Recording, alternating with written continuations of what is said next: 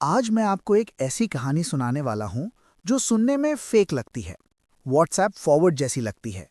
लोग कहते हैं ऐसा थोड़ी होता है, लेकिन ये कहानी बिल्कुल रियल है।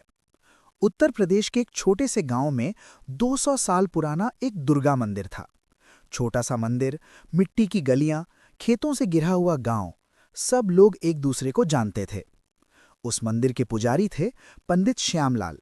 सिंपल आदमी, ना ज्यादा पैसा ना परिवार, मंदिर ही उनकी दुनिया था।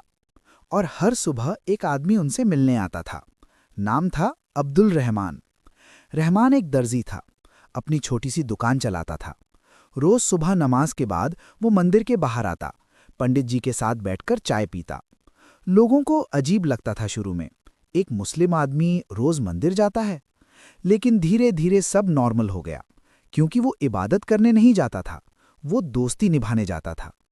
पंडित जी और रहमान बचपन से दोस्त थे, साथ बड़े हुए, साथ हंसे, साथ जिए। एक दिन पंडित जी मजाक में बोले, रहमान, अगर मैं चला गया तो मेरी याद में कौन आएगा? रहमान हंसा और बोला, पंडित जी, आप कहीं नहीं जा रहे, और अगर गए भी तो चाय तो मैं यहीं पीऊंगा। लेकिन जिंदगी मजाक नहीं समझती। एक सर्दी की सुबह मंदिर की घंटी नहीं बजी। गांव वाले इकट्ठा हुए। पंडित श्यामलाल ने नींद में ही दुनिया छोड़ दी थी। गांव में शोक था, लेकिन एक प्रॉब्लम भी थी। नया पुजारी नहीं मिल रहा था। दिन बीते, हफ्ते बीते, मंदिर के दरवाजे बंद रहने लगे। आंगन में धूल जमने लगी, दिए जलना बंद हो गए। 200 साल में पहली बार मंदिर खामोश था। एक शाम रहमान मंदिर के बाहर खड़ा था। बंद दरवाजा, जली हुई रंग, टूटे हुए सीढ़ियां। उसने धीरे से ताला खोला।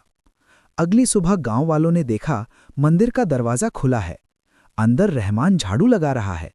कोई मंत्र नहीं पढ़ रहा, कोई पूजा नहीं कर रहा, बस सफाई कर रहा है। एक गांव वाले ने पूछा, रहमान भाई, ये क्या कर रहे हो?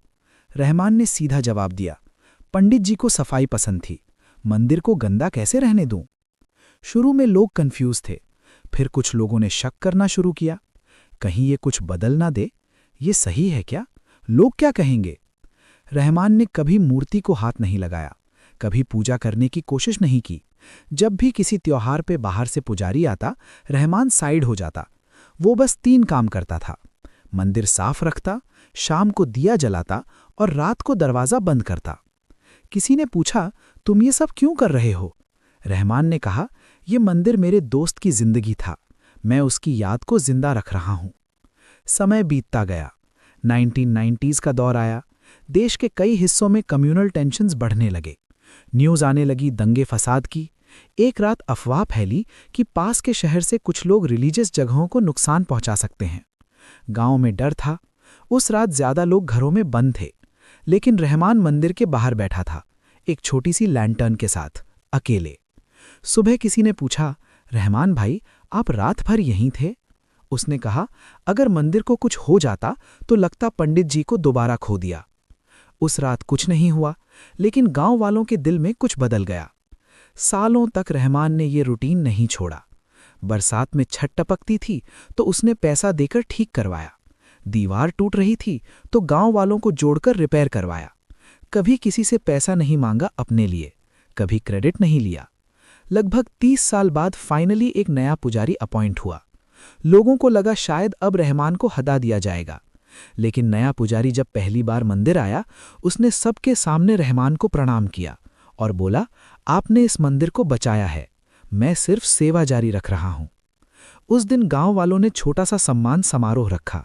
रहमान स्टेज पर आने में शर्मा रहा था। उसने माइक पकड़कर बस इतना कहा, मैंने कुछ खास नहीं किया, मैंने बस दोस्ती निभाई। उम्र बढ़ती गई, दाढ़ी सफेद हो गई, पैर धीरे चलने लगे, लेकिन जब तक सेहत ने साथ दिया, रहमान सुबह मंदिर का ताला खोलता रहा।